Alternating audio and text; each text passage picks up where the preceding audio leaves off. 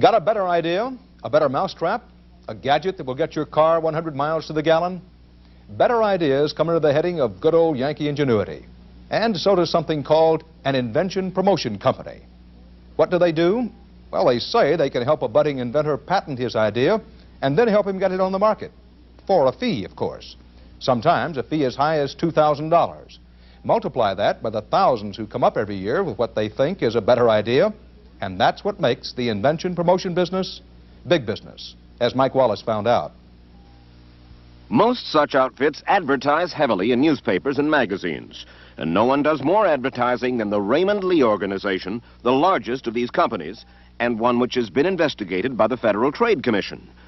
Most of Raymond Lee's clients hope to strike it rich, to be another Henry Ford who came up with the Model T, or a Samuel Morse who invented the telegraph, or an Isaac Singer who revolutionized sewing, even a Thomas Edison who illuminated the world. This lady also had a better idea. One day a few years ago, Mrs. Grace Farris had just come back from a trip. The airport was crowded, just as it was on the day we filmed her, and her suitcase was heavy. She couldn't find a skycap to help her. Mrs. Farris thought there ought to be a better way. It would sure be nice if you had wheels on this big suitcase. So when I got home, I looked up a newspaper clipping that said that there was this company back east that would take your ideas and market them. Mrs. Farris, this was your original drawing of your invention, October 23rd, 1972. A suitcase roller, suitcase with retractable wheels. Yes. About the same time, Mary Atkins and her husband Lee, who own a second-hand store in Los Angeles, came up with what they thought was a good idea. You see, Mr. and Mrs. Atkins like to watch TV together, but not always the same show at the same time. I said, wouldn't it be great if we could have a TV where that you could watch your program on one side and I could do mine? In other words, there wouldn't be any sound coming out of the set. No. The sound would feed into Right. your earphones and into his earphones, Right. two different programs Right. simultaneously. Yes, right. Well, both Mrs. Farris and the Atkins got in touch with the Raymond Lee office nearest them. When you went there, were you impressed, Mr. Atkins? Oh, yes. Very impressed. Without a doubt. Tell me what it was like. Oh, it was plush, beautiful, good looking, expensive looking. A What lot else of can I people tell in you? line.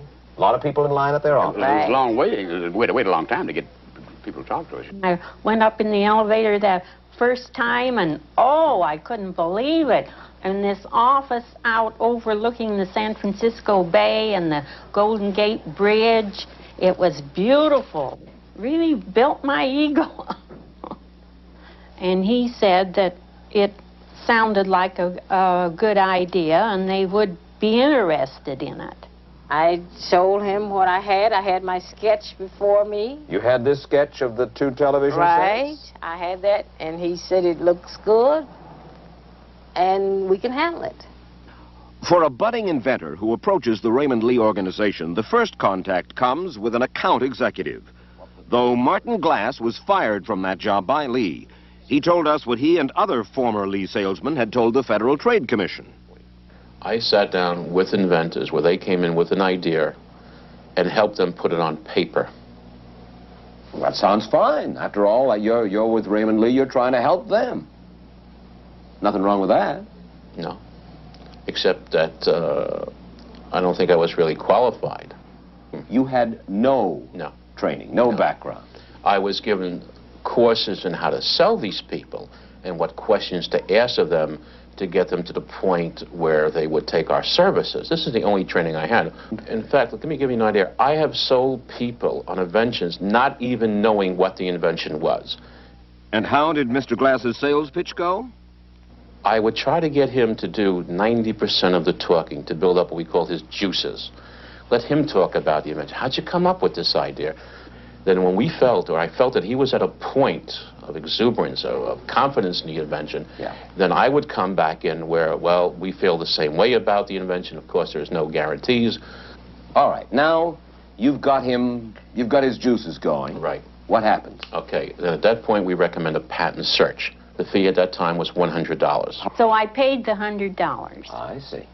And under those circumstances, they were going to find out if anybody else had the same idea. Yes. How much money did he ask you for? $100. First time. Right. And what was that $100 for? To do the research. This is the public search room at the U.S. Patent Office outside Washington. The files in this room contain all of the patents the U.S. government has ever granted, inventions of new devices and new machines, new ways of doing things. Since 1790, when the first patent was granted on a new way to make soap, over 4 million patents have been granted by the U.S. government. What is a patent? It is just a grant given for a useful invention by the government that excludes anyone else from making, using, or selling that invention in the United States. And that grant usually lasts for 17 years.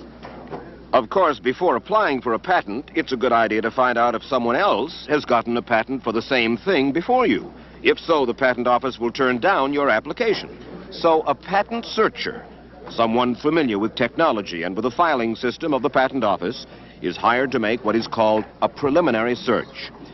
In the case of Mrs. Ferris and the Atkins, the Raymond Lee Company hired John Gager, who was paid a fraction of the $100 Raymond Lee charged its clients for the patent search.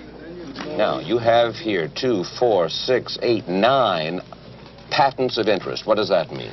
Patents which disclosed a trunk having wheels on the bottom. So what that is saying, in effect, is, look, there are 9 other patents that are more or less like At least, right, that are this plus more. And you sent this to the Raymond Lee organization? Yes. In fact, I believe that I personally went up to New York with this and delivered this to them along with a number of other things. Now, do you remember this one? Another sketch of television sets. Yes, I do. The best reference in this one, yes, was what? An advertisement for a little piece of apparatus in the Wall Street Journal. And it will do substantially what was intended here. Lets you switch from different sources of, say, a TV or a radio and monitor whichever one of them that you desire. Based on the findings of your patent search, should Mrs. Ferris, Mrs. Atkins, should they have been advised to proceed with the filing of their patent application? In neither one of these cases, no. Despite that, the Lee organization sent Mrs. Ferris an urgent-looking communication. Received your search papers from Washington, D.C. Your file is in our San Francisco office. Time is of the essence.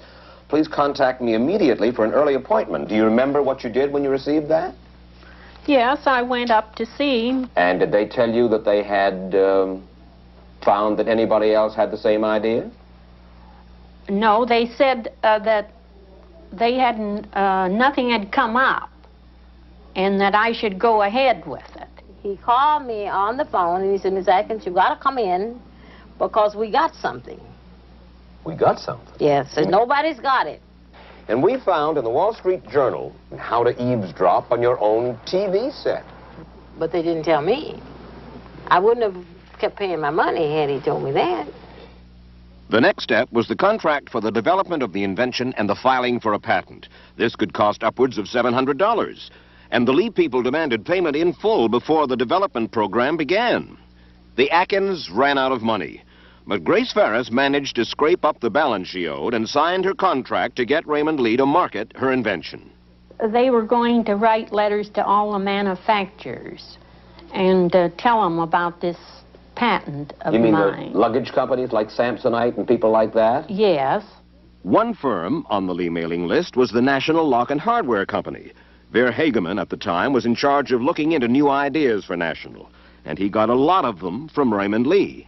And what happened to these ideas? Most were thrown in the wastebasket. Did you ever hear from any of those companies? No. Not a word? No. By this time, you have how much invested in all of this? I would say about around $1,000, that far. How successful was the Lee organization in marketing ideas for inventors? Now, in the entire 14 months that I was there, no invention was sold to my knowledge. Yet their advertising is filled with what the Lee salesmen like to call the hint of mint, the success stories. But under a recent California disclosure law, the Raymond Lee organization admitted that only 6 out of more than 35,000 clients nationwide have made more money from their ideas than they spent in fees with the Lee organization. Did Mrs. Atkins believe her chances of success were this slim? It would be hard to believe with the advertisement they got and the brochures that they lay on the table so you can see when you walk in. They Those got all of brochures it. are pretty impressive.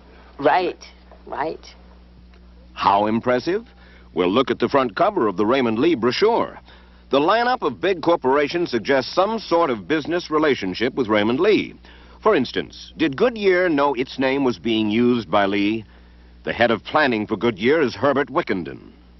Goodyear has not authorized the Raymond Lee organization to use our corporate symbol. And what about the public figures whose pictures in the Raymond Lee brochures seem to testify to the good works of Raymond Lee? Dewey Bartlett, then governor of Oklahoma. No, I never did authorize the Raymond Lee Company to use my name, the words, and my picture in their advertising.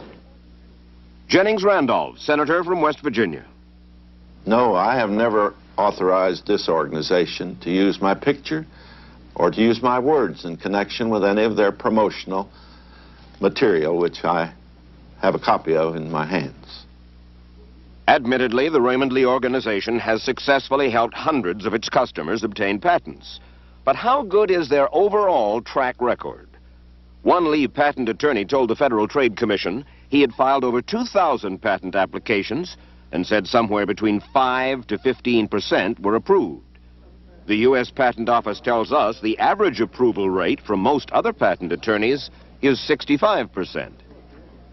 Mrs. Farrah's application for a patent on her suitcase on wheels was finally rejected by the Patent Office. But we decided to see if the Raymond Lee people might still be interested in the idea. So we had Kathy Sutcliffe of the 60 Minute staff copy Mrs. Farrah's sketch and send it to the Raymond Lee organization. Shortly, she received in the mail a telegram-like message saying it was urgent that she call the Lee organization. And an appointment was set up by a Lee salesman at their New York headquarters. Tell me what went on in your meeting with Mr. Shaw at Raymond Lee. He said to me, we have looked at your invention and we have given it a go-ahead for further research. He didn't tell you that Raymond Lee had in the past researched something no. almost exactly the same, No. if not exactly the same? No. And how much did he ask you for? He asked me for $225. And the receipt for $225 told us that the Lee organization was willing to see if the idea was still patentable. How many ideas did the Raymond Lee organization turn down that you know of? I never saw them turn down an invention unless it was perpetual motion. They would turn down perpetual motion? Yes, that you had to, yeah. And altogether, you figure that the two of you must have spent about how much money with Raymond Lee? $7,800. And what did you get for it? Nothing. Mrs. Farris, altogether, how much did you spend with the Raymond Lee organization? I spent $1,490. What did you get? Nothing. Absolutely nothing. Absolutely nothing. Mike Wallace tried to interview Raymond Lee, or a spokesman. He was turned down. However, we did receive 2 letters from them. One from Raymond Lee's attorneys, hinting at a lawsuit if we broadcast this report, and one from Raymond Lee himself, suggesting that he is under attack only because he successfully competes with registered patent attorneys.